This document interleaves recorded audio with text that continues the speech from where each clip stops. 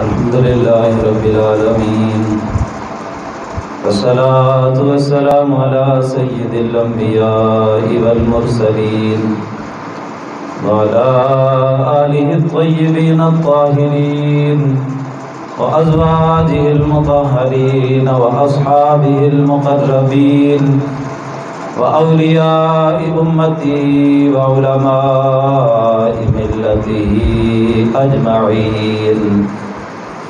قال الله تبارك وتعالى في كلامه المجيد والفرقان الحميد: فترى الذين في قلوبهم مرض يسارعون فيهم يقولون نخشى أن تصيبنا دائرة فعسى الله أن يأتي بالفتح أو أمر من عنده فيصبحوا على ما أسروا في أنفسهم نادمين. صدق الله العلي العظيم وبلغنا رسوله النبي الكريم الرؤوف الأمين. قال الله تعالى: إن الله وملائكته يصلون على النبي يا أيها الذين آمنوا صلوا عليه وسلموا تسليما. الصلاة والسلام عليك يا سيدي يا رسول الله وعلى آلك وأصحابك يا حبيب الله. الصلاة والسلام عليك يا سيدي يا نبي الله وعلى آلك وأصحابك يا رحمة للعالمين. اللہ رب العزت کے حمد و ثنا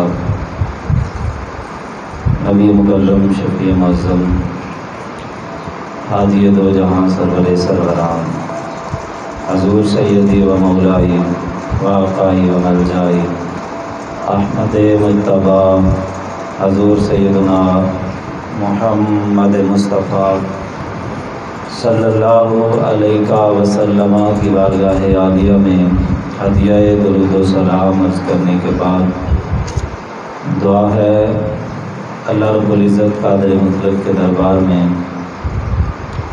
مولا پاک میرے دل، دماغ، زبان اور نگاہ کو نفس اور شیطان کے شر سے اپنی کامل اور دائمی پناہ نصیب فرمائے. ہر وہ کلمہ کہنے کی توفیق عطا فرمائے جس میں خود راضی ہو، اس کا حبیب صلی اللہ علیہ وسلم راضی ہوں. ہر وہ کلمہ میری زبان پہ جاری نہ فرمائے جس میں خود ناراض ہو، اس کا حبیب صلی اللہ علیہ وسلم ناراض ہوں. بیان حق میری زبان پہ جاری فرمائے، سن سنا کے مجھے اور آپ کو اپنے عقیدے اور اپنے عمل کی اصلاح کرنے کی توفیق عطا فرمائے.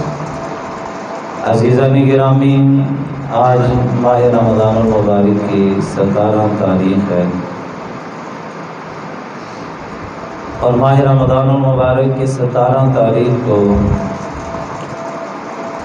کفر و اسلام کا ایک عظیم مارکہ حق و باطل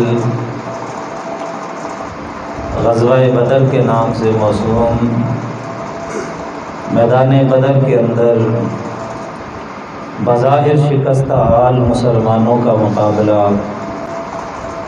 بظاہر اسلحہ سے لیس کافروں کے لشکر جرار کے ساتھ ہوتا ہے، اور اللہ رب العزت اپنی قدرت دکھاتے ہوئے ان 313 کے مختصر سے سامان کے ساتھ آئے ہوئے بے دست و پا مصطفیٰ جان رحمت صلی اللہ علیہ وسلم کے غلاموں کو 1000 کے لشکر جرار پہ فتح عظیم عطا فرماتا ہے. اس دن بھی 17 ماہ رمضان المبارک جمعۃ المبارک کا دن تھا جب غزوہ بدر روح پذیر ہوتا ہے. آج بھی بحمداللہ تعالی 17 ماہ رمضان المبارک اور جمعۃ المبارک کا دن ہے. اللہ رب العزت ان پاک نفوس قدسیہ کا صدقہ امت مسلمہ کے حال پہ اپنا خاص فضل و کرم فرمائے، اور پھر کوئی ہادی و رہبر و رہنما اس بھٹکے ہوئے آہو کو نصیب فرمائے۔ عزیز دوستو، اللہ رب العزت نے امت مصطفیٰ علیہ التحیۃ والثناء کو کائنات میں ایک علیحدہ رنگ عطا فرمایا ہے۔ اللہ رب العزت ایک خاص نوعیت اور ایک خاص معیار کے بندے پہلے خود تیار فرماتا ہے، ان کو چنتا ہے۔ وہ لوگ اپنی فکر و عمل کے اندر، اپنی تہذیب و معاشرت کے اندر دنیا سے علیحدہ اور مختلف ہوتے ہیں۔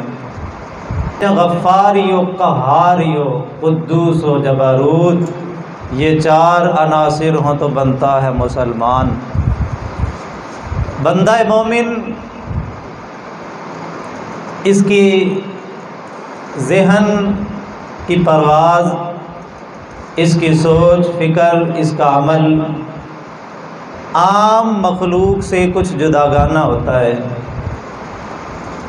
لوگ جس کو عظیم سمجھتے ہیں مومن کی نظر میں وہ حقیر ہوتا ہے۔ یہ دنیا، اسباب دنیا، ہم سمجھتے ہیں کہ شاید سب کچھ یہی ہے، لیکن مومن اس کو حقیر سمجھتا ہے۔ عام لوگ جس کے دیوانے ہوتے ہیں، مومن اس کا دیوانہ نہیں ہوتا، بلکہ مومن خدائے وحدہ لا شریک کا طلبگار ہوتا ہے۔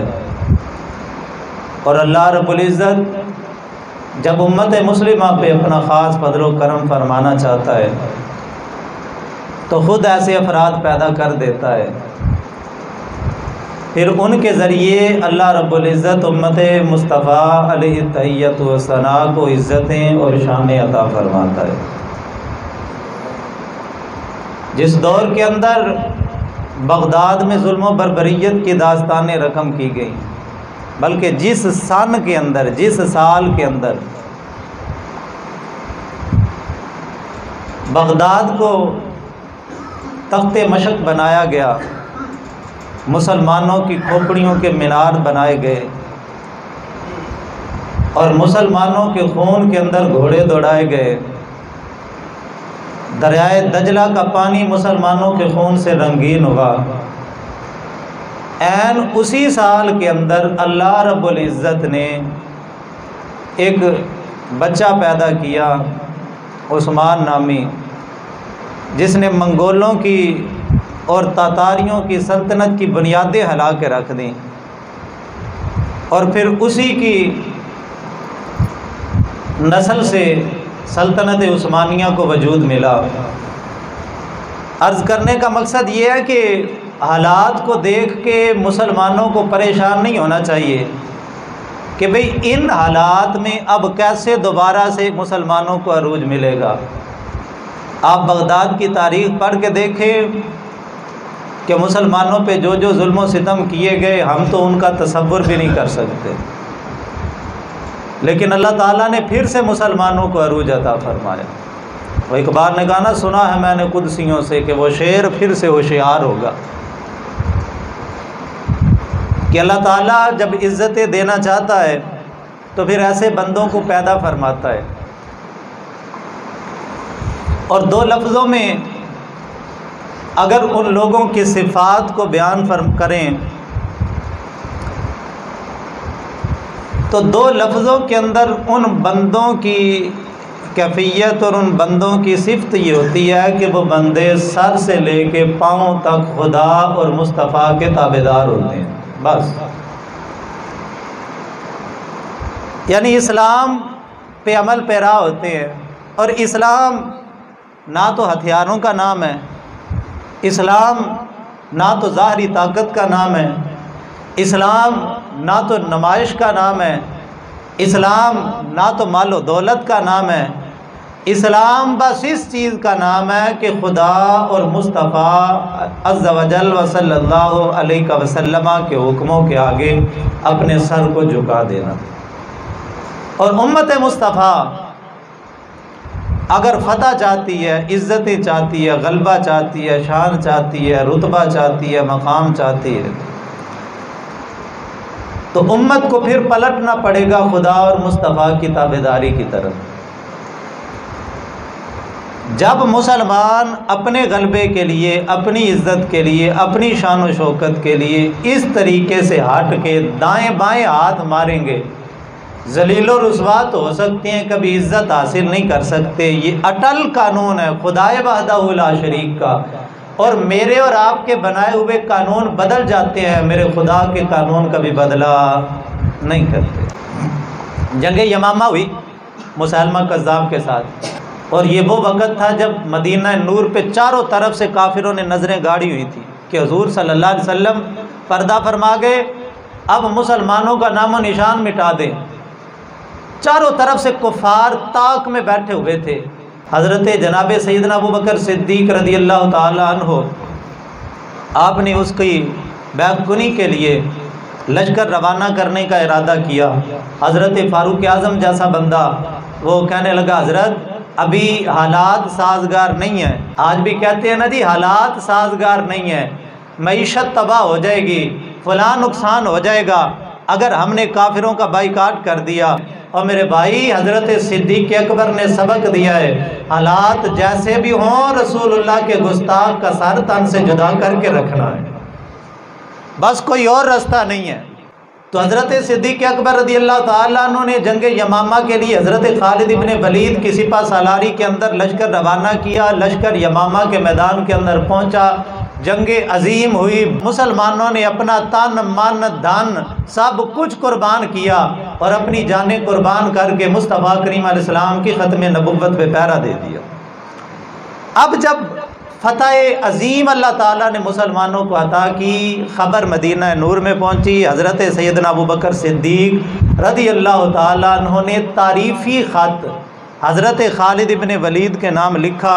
اس خط کا آپ متن سنیں، قربان جائیں ان پاک ہستیوں پہ.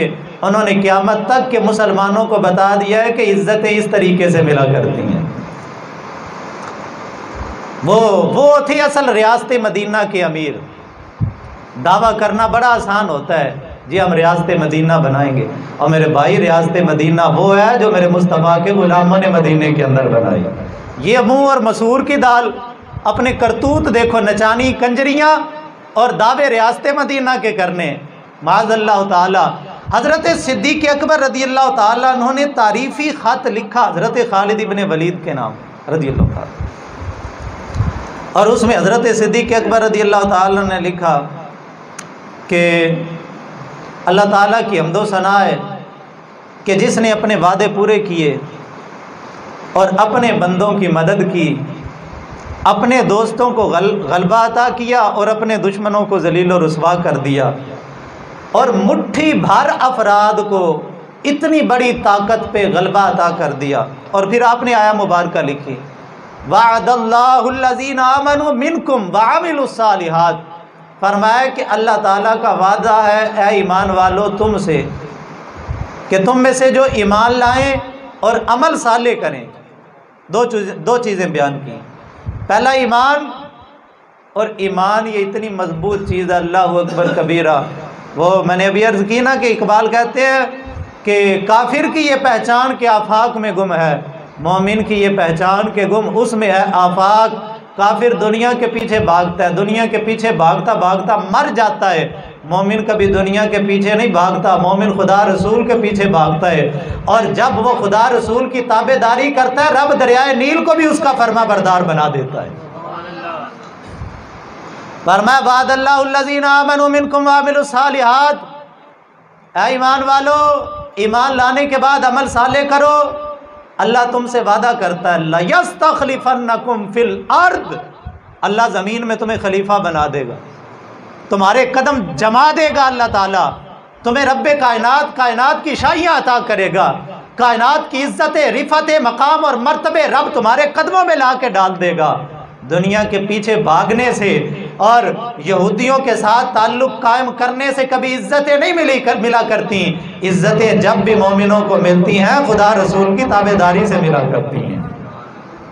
اور یہ قرآن کا وعدہ میرا یا کسی آج کے مفتی، کسی فقیہ، کسی محدث، کسی مفسر کی بات نہیں ہے، یہ رب قدوس کا قرآن کہتا ہے ایمان لاؤ، عمل صالح کرو، پھر ہم تمہیں خلافت عطا کریں گے، تمہارے قدموں کو جما دیں گے۔ اب یہ آیا مبارکہ حضرت صدیق اکبر نے لکھی اور اس کے بعد فرمایا کہ اے خالد ابن ولید، اللہ تعالیٰ نے اپنا وعدہ پورا کر دیا۔ اللہ اکبر کبھی کہ اللہ تعالیٰ نے یمامہ میں ہمیں فتح عطا فرمائی، اس نے وعدہ کیا تھا ایمان لاؤ، عمل صالح کرو، میں تمہیں خلافت دوں گا اور زمین میں تمہارے پاؤں جما دوں گا، اور اتنے جما دوں گا کہ تمہیں ہلا کوئی نہیں سکے گا۔ اور یار جس کے ساتھ خدا ہو وہ ایک دم سجن ساڈا لکھ دم ویری، ساری دنیا ہی خلاف کیوں نہ ہو جائے، وہ شمع کیا بجھے جسے روشن خدا کرے۔ بھئی جس کے ساتھ خدا ہو اور مصطفیٰ ہو، کائنات کی کون سی طاقت ہے اس کو ہلا سکے؟ اور میرے بھائی صرف ریاست مدینہ کے دعوے نہ کرو، خدا رسول کے تابع دار بن جاؤ، کائنات کی کوئی طاقت تمہیں ہلا بھی نہیں سکتی۔ تو فرمایا خالد بن ولید آج دیکھ لو، تم تعداد میں تھوڑے تھے، اسلحہ تھوڑا تھا، مسلمہ کذاب کی تعداد ہزاروں کے حساب سے تھی، اسلحہ بھی اس کا زیادہ تھا، طاقت قوت کے لحاظ سے وہ زیادہ تھا، لیکن اس کے باوجود میرے رب نے اپنا وعدہ پورا کیا اور میدان یمامہ کے اندر تم لوگوں کو فتح عطا فرما دی۔ اور پھر آگے فرمایا ہم نے اگر ایمان اور تقوی کو نہ چھوڑا تو رب تعالی ہمارے پاؤں اگر آج اللہ نے ہلنے نہیں دیے۔ اور پھر فرمایا ابن ولید، رب قدوس نے جہاد فرض کیا ہے جو ظاہراً ناپسند ہے مگر اس میں ہمارے لیے فائدہ ہی فائدہ ہے۔ تو فرمایا رب تعالیٰ سے اپنے وعدے پورے کرواتے رہنا، یہ ریاست مدینہ کے امیر کی باتیں۔ فرمایا رب سے اپنے وعدے پورے کروانا، بھئی کس طریقے سے وعدے پورے کروانے ہیں؟ فرمایا جو اس نے فرض کیا ہے یعنی جہاد اور دیگر فرائض، ان پہ عمل کرتے رہنا، اس کی فرما برداری کرتے رہنا، چاہے کتنی بھی مشقت آ جائے، چاہے کتنی بھی مخالفت ہو جائے، چاہے ساری دنیا مخالف ہو جائے، ان مخالفتوں کی پرواہ نہ کرنا، رب کی فرما برداری کے اندر لگے جانا، چاہے مال برباد ہو جائے، چاہے جانیں ختم ہو جائیں، یہ سب کچھ قربان ہو جائے کر دینا، لیکن اس کے بدلے میں رب جو شانیں تمہیں عطا کرے گا دنیا کے اندر بھی آخرت کے اندر بھی، ان شانوں کے بدلے میں یہ دنیا کی تکلیفیں کوئی بھی حیثیت نہیں رکھتی۔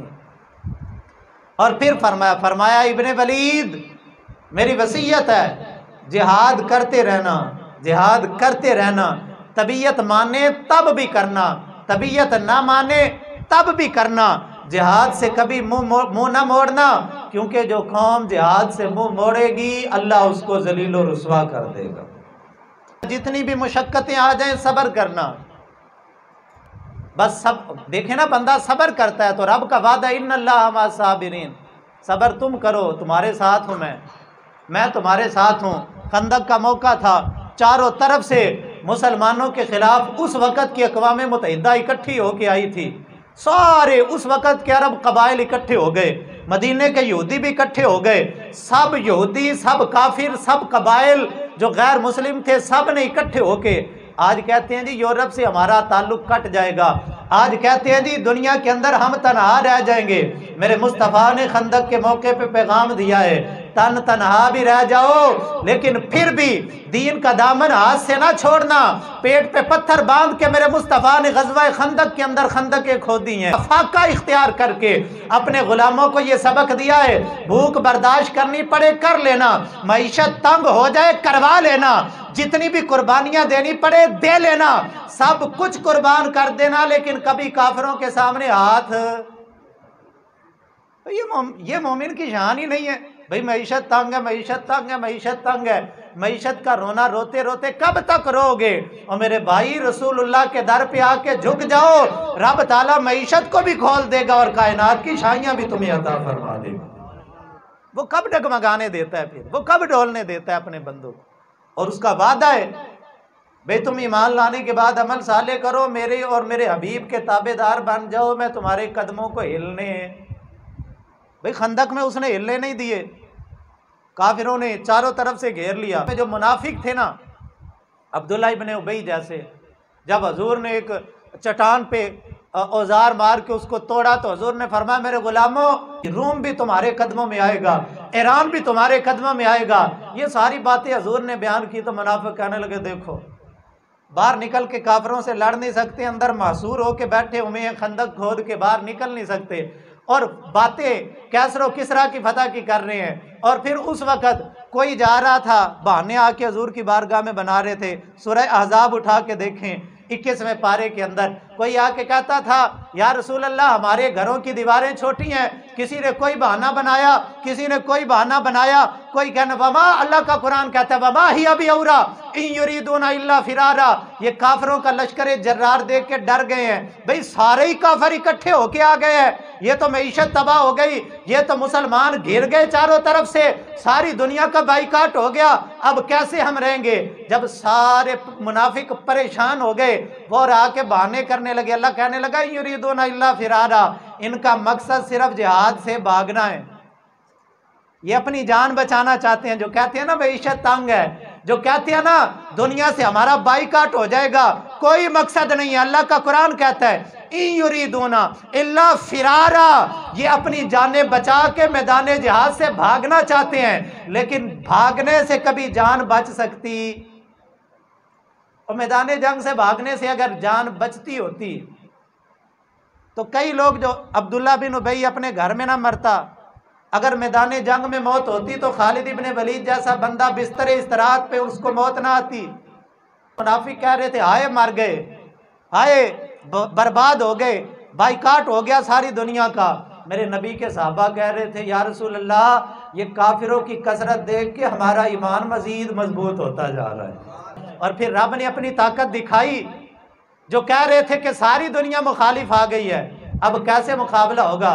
रब ने आंधी को भेजा, भाई जो ताकतें फिर उसके पास है, उनका मुकाबला तो कोई नहीं ना कर सकता। वो मरवाने पे आए तो नमरूद को मच्छरों से मरवाता है, वो मरवाने पे आए तो अबरहा को अबाबीलों से मरवाता है, वो मरवाने पे आए तो काफिरों के लश्कर जर्रार को सिर्फ आंधी से मरवा देता है। वो बता देता है ये ज़ाहरी असबाब कोई हैसियत नहीं रखते मेरे आगे, मैं जब अपनी ताकत दिखाने पे आऊँ तो कमज़ोर मखलूक से ताकतवर मखलूक को तबाह बर्बाद कर देता हूँ। आंधी आई, काफिरों की हांडियां जो उन्होंने चूल्हे पे रखी हुई थी ना उलट गईं, और काफिरों की आंखें मट्टी से भर गईं, बाल गर्द आलूद हो गए, उनके खैमों की चोबें उखड़ उखड़ के उनके सरों को फाड़ रही थीं। और फिर रात की तारीकी में काफिर अपने पांव सर पे रख के भाग रहे थे। बस साबित कदम रहने की बात है। अल्लाह फरमाता है कि बस तुम मुसीबतों के सामने सीसा पिलाई दीवार बन जाओ, फिर देखना रब की मदद कैसे आती है। फिर वो मच्छर भेजेगा, फिर वो अबाबीलों को भेजेगा, फिर वो जो है वो हवाओं को भेज देगा, फिर वो पानियों को तुम्हारा ताबेदार कर देगा कि दश्त तो दश्त हैं दरिया भी ना छोड़े हमने, बहरे जुल्मात में दौड़ा दिए घोड़े हमने। रब फिर बताता है कि तुम जब साबित कदमी इख्तियार करोगे हम दरियाओं को भी मिट्टी बना देंगे, हर चीज तुम्हारी ताबेदारी करेगी। आख्या शेर सफीना ताई और सुन राही रा जांदे, जो गुलाम रसूलुल्लाह दे असी गुलाम होना दे। जब बंदा रसूलुल्लाह का गुलाम बनता है रब जंगल के शेरों को भी उसका ताबेदार बना देता है। और यही तरीका था मेरे मुस्तफ़ा करीम अलैहिस्सलातु तस्लीम के सहाबा का। और याद रखे खुदा के बंदो, दीन इस्लाम खुद एक ताकत है, इसको ना एटम बम की ज़रूरत है, इसको ना तलवारों की ज़रूरत है, इसको ना तादाद की ज़रूरत है, इसको ना लश्कर जर्रार की ज़रूरत है। दीन इस्लाम खुद सबसे बड़ा एटम बम है, दीन इस्लाम सबसे बड़ी बंदूक है, दीन इस्लाम सबसे बड़ी तोप है। इस तोप के आगे कोई कायनात की ताकत कोई हैसियत नहीं रखती। सिर्फ एक तकाजा दीन करता है कि तू दीन का ताबेदार हो जा, बस दीन की ताबेदारी करने की ज़रूरत है, इतना सा काम तू कर ले, फिर रब कायनात की सारी ताकतें तेरे कदमों के अंदर डाल देगा। हज़रत मौला अली शेर खुदा रज़ियल्लाहु ताला अपने दौरे खिलाफत के अंदर एक जंग के लिए निकलने लगे। एक नजूमी आ गया और नजूमी आके कहने लगा, उसने कहा कि अमीरुल मोमिनीन अभी जंग पे ना जाए। पर मैं भी क्यों ना जाऊं, ऐसे आसमान की तरफ देखा, कहने लगा हजरत सितारों की चाल बता रही है कि अगर आज आप जंग पे गए तो आपको शिकस्त होगी। हमारे तो वजीर आजम साहब ने पीरनी रखी हुई है ना घर में, कि पीरनी का आर्डर आ गया, ये करना तो ये नहीं करना। हजरत मौला अली शेर खुदा रज़ी अल्लाह ताला अन्हु को नजूमी कहने लगा, हजरत अभी आपने जंग पे नहीं जाना। फरमाया क्यों नहीं जाना? फरमाया वो कहने लगा, हजरत सितारों की चाल ये बता रही है अगर अब आप निकले तो शिकस्त होगी, 1 दिन बाद जाएं, 2 दिन बाद जाएं, अल्लाह फतह देगा। हजरत मौला अली शेर खुदा ने फरमाया चलो अभी तो थोड़ी ठहर के निकलना था, फौरन ही निकलो, फौरन निकलो। हजरत मौला अली शेर खुदा जंग पे गए, अल्लाह ने फतह दे दी।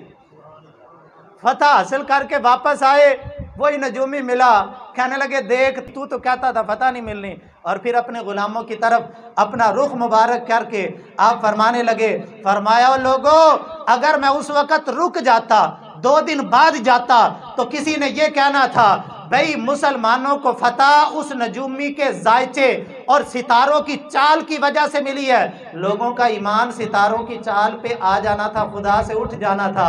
फरमाया मैंने तुम्हें बताना था रब का वादा है, ईमान कबूल करो, अमल साले करो, दीन के ताबेदार हो जाओ, मेरे मुस्तफ़ा के पक्के गुलाम हो जाओ, फिर सितारों की चाल जो भी बताती हो, मुआशरे का रंग जो भी कहता हो, कायनात चाहे मुखालिफ हो जाए, कायनात की सारी ताकतें मुखालिफ हो जाए, वो शम्मा बुझ नहीं सकती जिसको रोशन खुदा कर दे। बस इज्जत इस्लाम के अंदर है। हजरत फारूक आज़म रज़ी अल्लाह ताला अन्हु, वो तवील किस्सा, जब बैतुल मुक़द्दस जा रहे हैं, रस्ते में अबू उबैदा बिन जर्राह है, कहने लगे हजरत ये तुर्की घोड़े पे सवार हो, मदीने की ऊँटनी को छोड़ दे, ये आला कमीज पहने, ये बोसीदा कपड़े और पैबंद लगी कमीज को उतार दें, और जब हमने काफिरों के सामने जाना है कुछ मुसलमानों की इज्जत का ख्याल करें। हजरत फारूक आज़म की आंखें जलाल से सुरख हो के अंगारे बरसाने लगीं। आपने फरमाया नहनु कौमुन अअज़्ज़नल्लाहु बिल इस्लाम, फरमाया हम वो कौम हैं, हमें कपड़ों से, सवारियों से और किसी और चीज़ से अल्लाह ने इज्जतें नहीं दी, मेरे रब ने हमें इज्जतें इस्लाम के ज़रिए अता की हैं। नहनु कौमुन अअज़्ज़नल्लाहु बिल इस्लाम, हम वो कौम है कि हमें इज्जत इस्लाम के ज़रिए मिली हैं। फ़ला नतलुबु बिग़ैरिल्लाहि बदीला, फरमाया हम इस्लाम से हट के इज्जत हासिल नहीं करेंगे, हम इस्लाम के ज़रिए ही इज्जत हासिल करेंगे। एक जंग हो रही थी, जो काफिरों का सिपा सालार था, उसने एक जासूस भेजा कि जाओ मुसलमानों के लश्कर का जायज़ा ले। वो जायज़ा लेके गया, जब वापस गया उसने कहा सुनाओ उस लश्कर की कैफियत क्या है। उसने कहा कि लौ हद्दस्ता जलीसका हदीसन मा फ़हिमा हुआ। वो कहने लगा कि अगर उन लोगों के दरमियान बैठ जाओ ना, तो तेरे साथ बैठा हुआ बंदा तेरे से बात करेगा तो तुझे उसकी समझ नहीं आएगी। मा फ़हिमा हुआ उनका, उसकी बात तुझे समझ नहीं आएगी। मैंने कहा भी क्यों? मैंने कहा लिमा अला मिन अस्वातिहिम बिल कुरान व ज़िक्र। वो कहने लगा कि वो अल्लाह का जिक्र इतनी बुलंद आवाज़ से करते हैं, वो अल्लाह के कुरान की तिलावत इतनी बुलंद आवाज़ से करते हैं कि साथ वाले को साथ वाले की आवाज़ समझ नहीं आती। उसने कहा कोई मनसूबाबंदी नहीं करते कि हमने सुबह कैसे लड़ना है, इतने बड़े लश्कर का मुकाबला कैसे करना है। वो कहने लगा नहीं नहीं, बस वो कुरान की तिलावत के अंदर लगे हुए हैं, वो अल्लाह के जिक्र के अंदर लगे हुए हैं और कोई मनसूबाबंदी नहीं कर रहे। कहने लगा वो जिस्म के दुबले पतले हैं, वो रातों के राहिब हैं, वो दिन के शाह सवार हैं और उनकी कैफियत बज़ाहिर ऐसी है जैसे दरवेश से, सूफ़ी से, मासूम से, जैसे बेज़रर से लोग हों, लेकिन खुदा की कसम सवारी पे सवार होते हैं तो ऐसे लगता है कि पूरे के पूरे लश्कर कोई तबाह कर देंगे। वो ऐसे लैसा मिन्ना रजुलन इल्ला वहुवा युहिब्बु अन यमूत साहिबहु क़ब्लहु। वो कहने लगा हमारे लश्कर की कैफियत ये है, मैं ये चाहता हूँ मेरे साथ वाला मर जाए मैं बच जाऊं, लेकिन उस लश्कर की कैफियत ये है हर बंदा ये चाहता है कि मैं मर जाऊं मेरे साथ वाला बच जाए। हर बंदा ये चाहता है कि मुझे मौत आ जाए लेकिन मेरे साथ वाला बच जाए। वो चाहते हैं कि हम पहले शहीद हो जाएं, हम पहले अल्लाह के रास्ते में अपनी जान कुर्बान कर दें। ये वो जज्बा है मुसलमानों का और ये वो अमल है मुसलमानों का। जब मुसलमान कुरान के कारी रहे, जब मुसलमानों की ज़ुबानें ज़िक्र खुदाबंदी से तर रही, जब मुसलमानों की ज़बीनें खुदा वहदहु ला शरीक के आगे झुकती रहीं, रब्बे कायनात बड़े से बड़े लश्करों के सामने उनको फतह अजीम अता फरमाता रहा।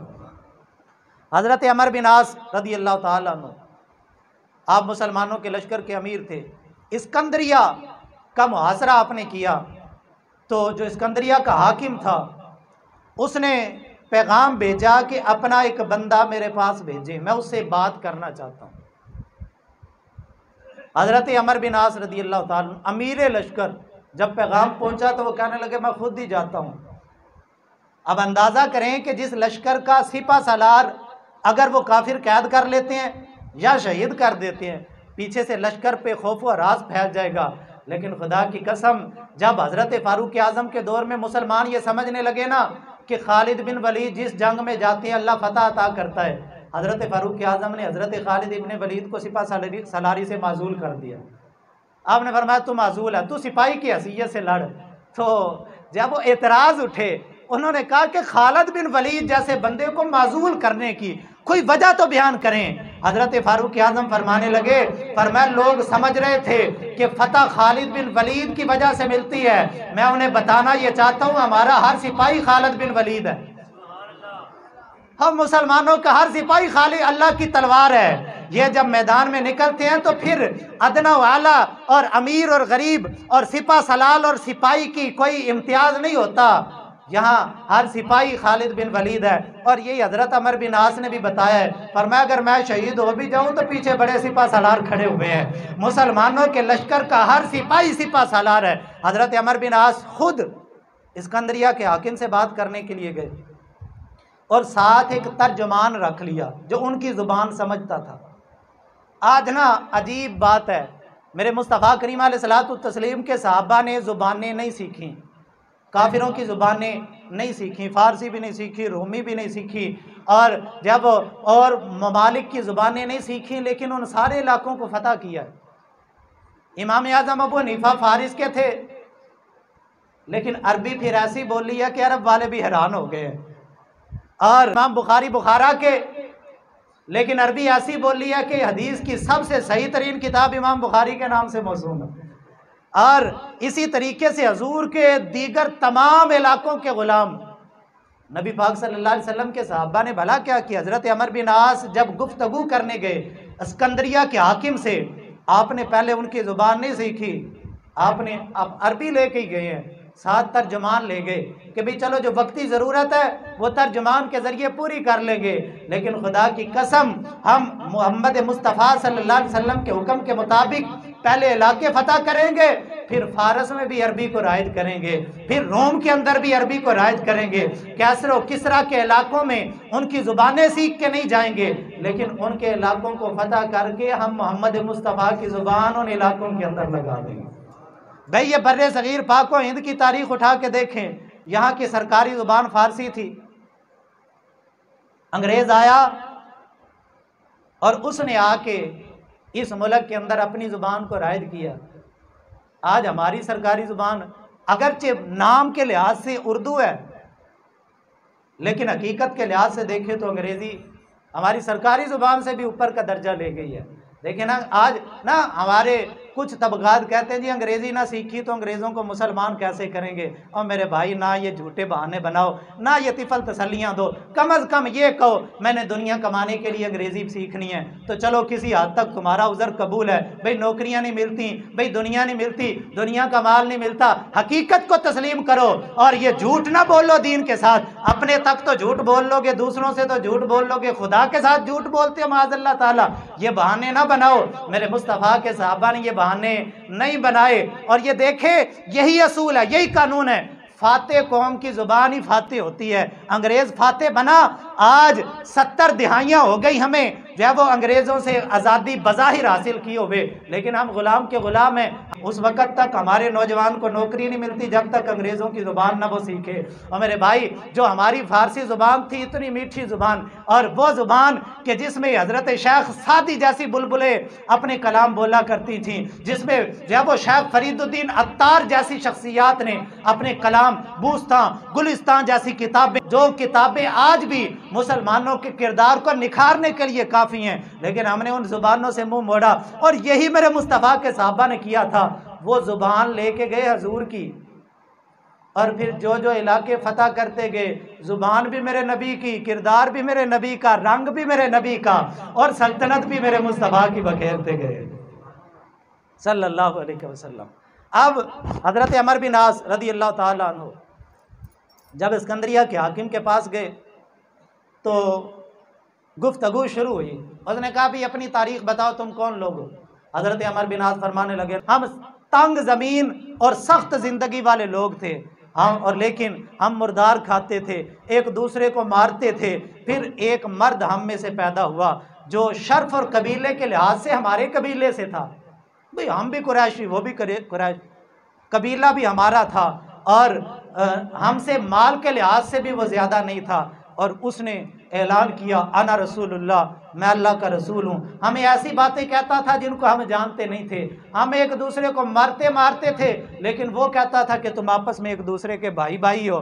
ہم اس سے برے طریقے سے پیش آئے، ہم نے اس کی تکذیب کی، ہم نے اس کی بات نہ مانی۔ پھر مدینے سے ایک قوم نکلی، انہوں نے کہا یہ مانتے ہیں مانیں، نہیں مانتے نہ مانیں، اے محمد عربی ہم آپ کے قدموں کی نوکری کریں گے، ہم آپ کے در کے فقیر بنیں گے۔ وہ انصار تھے، برادری کے لحاظ سے ہم سے چھوٹے تھے، برادری ہم سے اونچی نہیں تھی، برادری کے لحاظ سے ہم اعلیٰ تھے، وہ ہم سے کمزور تھے، مال کے لحاظ سے بھی کمزور، تعداد کے لحاظ سے بھی کمزور، اسلحے کے لحاظ سے بھی کمزور، طاقت کے لحاظ سے بھی کمزور، لیکن وہ اس رسول کی باتیں مانتے رہے، ہم اس رسول کا انکار کرتے رہے، اور پھر بدر کے میدان میں ہمارا ٹاکرا ہوا، اور ہم تعداد کے لحاظ سے زیادہ تھے، وہ کم تھے، طاقت ہماری زیادہ ان کی کم، اسلحہ ہمارا زیادہ ان کا کم، طاقتیں ان کی زیادہ، کیونکہ وہ تو روزہ رکھ کے بیٹھے ہوئے تھے، وہ تو آدھی کھجور سے روزہ رکھ کے آدھی سے افطار کیا کرتے تھے، اور وہ تو رمضان کے مہینے کے اندر روزے رکھ کے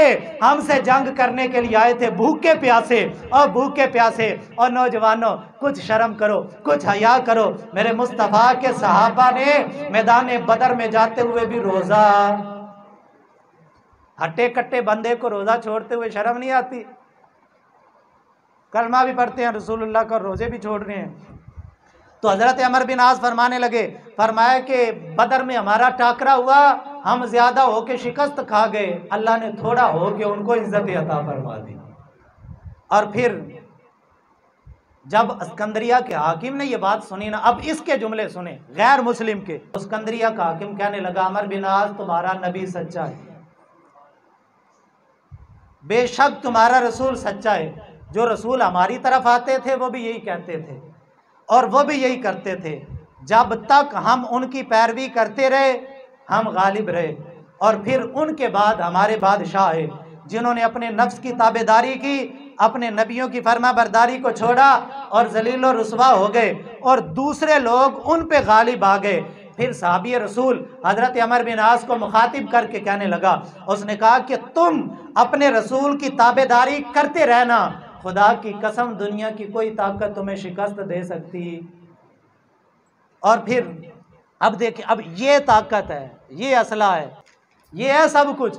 اللہ تعالیٰ نے قرآن مجید برہان رشید کے اندر منافقوں کی اس کیفیت کو بیان کیا، فَتَرَ الَّذِينَ فِي قُلُوبِهِم مَرَضٌ، اللہ کا قرآن ہے، سورہ مائدہ ہے، اللہ پاک قرآن مجید برہان رشید کے اندر ارشاد فرما رہا ہے، اللہ پاک فرماتا ہے فَتَرَ الَّذِينَ فِي قُلُوبِهِم مَرَضٌ، فرمایا کہ اے بھی پیارے آپ دیکھیں گے ان لوگوں کو جن کے دلوں کے اندر منافقت ہے۔ اب اگلی صفت آپ نے سننی ہے اور پھر فیصلہ کرنا ہے کہ منافق کون ہے۔ بھئی میں کسی کا نام بھی نہیں لیتا، اللہ کا قرآن فیصلہ کر دے گا۔ اللہ تعالیٰ کا قرآن کہتا ہے فَتَرَ الَّذِينَ فِي قُلُوبِهِم مَرَضٌ، اے ابھی پیارے آپ دیکھیں گے ان لوگوں کو جن کے دلوں میں مرض ہے، کھوٹ ہے، منافقت ہے، يُسَارِعُونَ فِيهِمْ، وہ عیسائیوں کی طرف دوڑ دوڑ کے جائیں گے، وہ یہودیوں سے یاریاں دوڑ دوڑ کے لگائیں گے، کیونکہ پچھلی آیت میں اللہ نے فرمایا یا ایھا الذین آمنوا لا تتخذوا اليہود والنصارى اولیاء، اسی سے جو پچھلی آیت ہے اللہ پاک نے فرمایا مومنوں کو چھوڑ کے یہودیوں کو یار نہیں بنانا۔ عبداللہ بن ابی نے بنایا تھا، پہلے پارے میں فرمایا وَلَن تَرْضَىٰ عَنْكَ الْيَهُودُ وَلَا النَّصَارَىٰ حَتَّىٰ تَتَّبِعَ مِلَّتَهُمْ، यहूदी ईसाई तुमसे राजी उस वक़्त तक नहीं होते जब तक तुम अपना दीन छोड़ के उनका दीन इख्तियार ना कर लो। और मेरे भाई, ये यहूदी, ये ईसाई हमसे राजी नहीं होंगे जब तक हम दीन उनका कबूल ना कर लें। और ये बहाने, ये जो है वो हीले, ये छोड़ दें कि भी हम उनको राजी कर लेंगे, हमने उनके साथ चलना है। उनके साथ हम चल सकते ही नहीं। उनका रास्ता और है, मोहम्मद अरबी के गुलामों का रास्ता और है, रियासत यूरोप का रास्ता और है, रियासत मदीना का रास्ता और है, मेरे मुस्तफ़ा के गुलामों का रास्ता और है। और अगली आया मुबारका के अंदर फरमाया फतरल्लज़ीना फ़ी क़ुलूबिहिम मरदुन युसारिऊना फ़ीहिम यक़ूलूना नख़शा अन तुसीबना दाइरा।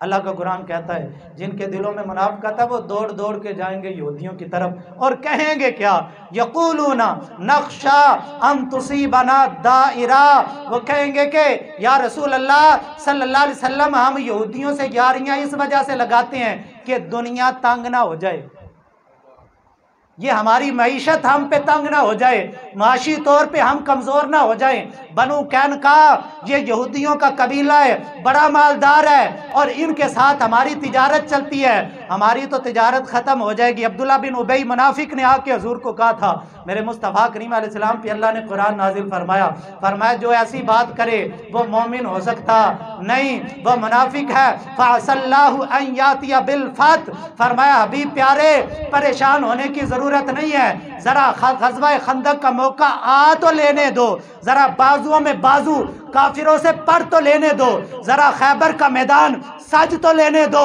बस जब मोहम्मद मुस्तफ़ा के ग़ुलाम मैदान जिहाद के अंदर सर पे कफन बांध के निकलेंगे, फिर खैबर भी इनका होगा, फिर बनु कुरैज़ा भी इनका होगा, फिर बनु कैनका भी इनका होगा, और फिर मक्के तक रब्बे कुद्दूस मोहम्मद मुस्तफ़ा के ग़ुलामों की बादशाहत फैला देगी।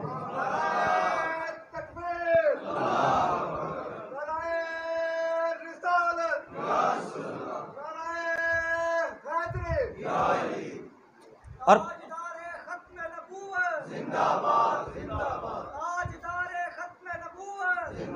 अब ये कानून है जिसको नाफिज करने की जरूरत है इस्लामाबाद के अंदर, जिसको नाफिज करने की जरूरत है पार्लियामेंट हाउस के अंदर, जिसको नाफिज करने की जरूरत है कौमी असम्बली के अंदर। भाई सारी दुनिया से ताल्लुक टूट जाए, एक गुंबद खिजरा से ताल्लुक कायम रहना चाहिए। सारी दुनिया मुखालिफ हो जाए तो फानूस बन के जिसकी हिफाजत खुदा करे वो शम्मा क्या बुझे जिसे रोशन खुदा करे। जिसके साथ खुदा हो जाए सारी कायनात मुखालिफ हो के भी उसका कुछ बिगाड़ सकती। भाई बदर में, बदर सरतन से जुदा सर, भाई देखें बदर में हमारा कोई कुछ नहीं बिगाड़ सका, उहद में हमारा कोई कुछ नहीं बिगाड़ सका, खंदक में हमारा कुछ नहीं बिगाड़ सका कोई। फिर तारीख उठाते जाएं, यमामा में भी अल्लाह ने फतह हमें अता फरमाई, फिर राजा दाहर के खिलाफ भी मोहम्मद बिन कासिम को फतह अल्लाह ताला ने मुसलमानों को अता की। सारी तारीख के औराक पलटते जाए, वो सलाहुद्दीन अय्यूबी हों, वो जनाबे वाला चाहे वो यूसुफ बिन ताशफीन हों, ये मेरे महबूब का वो गुलाम है जो ज़ात का हबशी था, सोडानी थे, हबशी थे, और हज़रत यूसुफ बिन ताशफीन रहमहुल्लाह ताला अलैह इनकी जंग हो रही थी अल्फासू ईसाई के साथ। बहुत बड़ा लश्कर लेके उसने मैदान ही भर दिया सारा, और ख़त लिख के भेजा हज़रत यूसुफ बिन ताशफीन को, कहने लगा ओ यूसुफ बिन ताशफीन मेरे मुकाबले में ना आना, सुलह कर ले। आपने फरमाया भी क्यों? उसने कहा देख मैं कितना बड़ा लश्कर लेके आया हूँ, मेरे लश्कर का मुकाबला करने की तुझ में ताकत नहीं है, अगर फरिश्ते भी आसमान से उतर आए तो मेरे लश्कर का मुकाबला नहीं कर सकते। इतना बड़ा जुमला उसने बोल दिया, कितना मान होगा उसको अपनी ताकत पे, अंदाज़ा तो करें। फ्रांस के पास उससे ज़्यादा तो ताकत नहीं, जो कह रहा था भाई फरिश्ते भी उतर आए तो मेरा मुकाबला नहीं हो सकता, तो मुझसे जंग ना कर। हज़रत यूसुफ बिन ताशफीन ने जब वो ख़त पढ़ा जलाल में आ गए, जलाल में आ गए और कहने लगे फ़ौरन इसका जवाब लिखो। गुलाम दौड़ा कागज़ कलम लेने के लिए, फरमाया इसी के ऊपर लिखो, इसी की दूसरी तरफ इसका जवाब लिखो। उसने कहा ओ अल्फासू हम तुझे जो है वो तहरीर से कोई जवाब नहीं देंगे, बस कल दिन चढ़ लेने दे, इधर सूरज चढ़ेगा फिर मोहम्मद अरबी के गुलामों के हाथों में हाथ तो डलने दे। दो नीम जिनकी ठोकर से सहरा व दरिया, सिमट कर पहाड़ जिनकी हैबत से राई। इकबाल ने उन बंदों की शान बयान की। और फिर अगला दिन जब चढ़ा, मैदान सजा, जंग शुरू हुई, अभी सूरज सवा नेज़े पे नहीं आया था, अभी सूरज सवा नेज़े पे नहीं आया था। अल्फासू आगे लग के भाग रहा था और मोहम्मद मुस्तफ़ा के गुलाम उसके पीछे पीछे भाग रहे थे। हजरत यूसुफ बिन ताशफीन मैदान के ऊंचे टीले पे चढ़ गए और कहने लगे, ओ अल्फासू, ओ जरा इतना तो मुकाबला करता जाता कि एक दिन ही रसूलुल्लाह के गुलाम की ज़रब के आगे ठहर जाता, और तू तो आधा दिन भी रसूलुल्लाह के शेर का मुकाबला नहीं कर सका, तू तो फरिश्तों की बातें कर रहा था। दो नीम जिनकी ठोकर से सहराओ दरिया, सिमट कर पहाड़ जिनकी हैबत से राई। आज हमारे नौजवान ने पता नहीं किसको अपना आइडियल बना लिया। ये इंडिया के फनकारों का दिलदादा हो गया। काश हमारे नौजवान ने मुसलमानों की तारीफ पढ़ी होती, इसे पता चलता कि मुसलमानों की ज़िंदगी गुजारने का तरीका क्या है। वो कभी काफिरों से नहीं मिला करता। मुसलमान और रसूलुल्लाह के गुलामों का तरीका कभी काफिरों से नहीं मिलता, मोहम्मद अरबी के गुलामों से मिलता है। वो या मोहम्मद बिन कासिम से मिलता है या सलाहुद्दीन अयूबी से मिलता है। इस तरह की बातें करे तो लोग कहते हैं मौलवी हिल गया है। और मेरे भाई, हम हिले हुए नहीं हैं। इकबाल ने कहा था, देखा है जो कुछ मैंने, मेरे मालिक औरों को भी दिखा दे। हमने जो तारीख पढ़ी है ना मुसलमानों की, मालिक काश मेरी मिल्लत का नौजवान उस तारीख को पढ़ लेता और हमारे हुक्मरान उस तारीख को पढ़ और समझ लेते। फिर खुदा की कसम उनको पता लगता, चमन के तख्त पर जिस दम शहे गुल का तजम्मुल था, हजारों बुलबुलें थीं, एक शोर था, गुल था, खुली जब आंख नरगस थी, न था जुज खार कुछ बाकी, बताता बागबां रोकर यहाँ बागीचा यहाँ गुल था।